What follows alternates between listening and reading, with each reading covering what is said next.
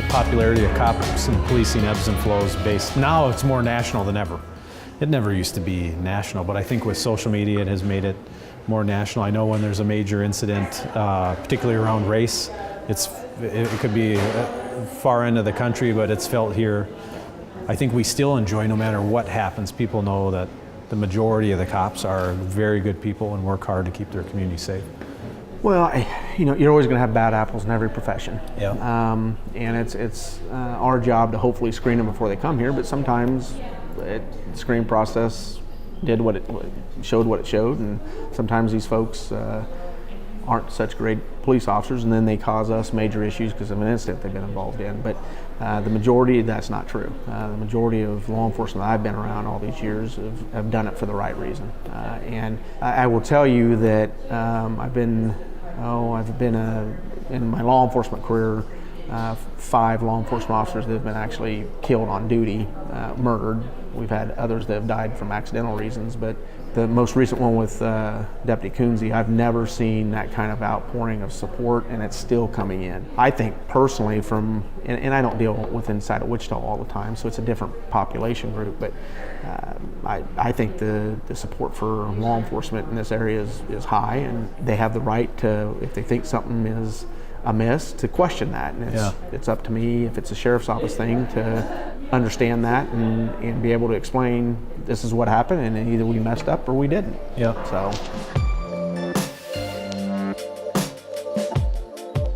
our cops are not just recorded on their own body cameras, but oftentimes on incidents there'll be half a dozen people recording a bigger incident as well. That also leads to, people seeing more of what police deal with, get to see that perspective. We have people coming in to make a complaint, and we let them watch the video, and 95% of them will withdraw their complaint after they watch the video. Yeah, that's what I've experienced with the body-worn cameras too. But the expense associated with body cameras. Yeah, our yearly fee now is up to $500,000. Yeah. Just for the storage and the software. And we're $250. One video could save you a ton of money and time. At first, you try to convince officers, hey, this is a good thing, and they're like, I'm not so sure that's a good thing. And now they want them. Right. They don't want to go on the streets without them. Yeah. I hear complaints if they don't have it, because it went down for the day or something. Yeah. That's a good thing for law enforcement, that we're not fighting that, and they want to wear those things. So.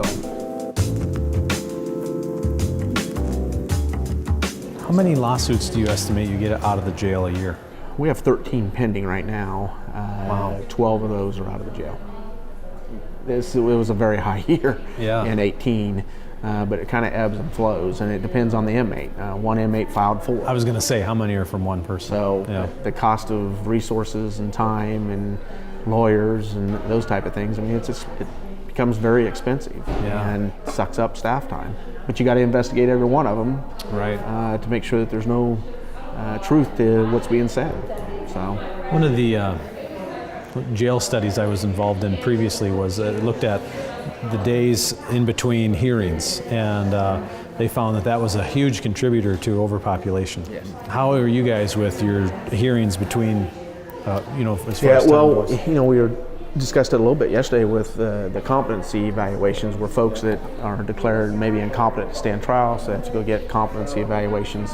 When we were simply using the state services for that, we had some folks sitting in there for 1.5 years before they were even getting evaluated.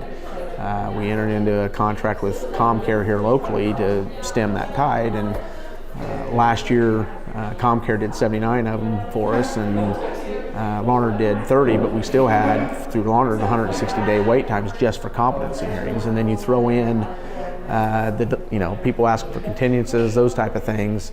There are major delays. We got a homicide suspect that's been with us for 4 years awaiting trial. Wow.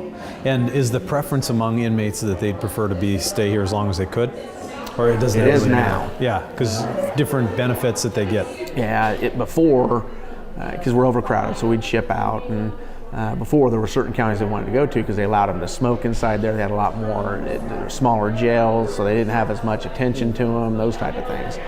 But because of the changes we've made here with Securus and the televisiting, the food, contract and about 3 or 4 other things, there's times that we're having to handcuff them to get them just to even get them out of their cell, to get them on the transport van to go to a different county because they don't want to go.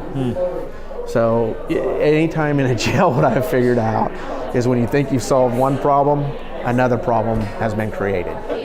If there was one thing that would help alleviate your overcrowding issue, what would that one thing be?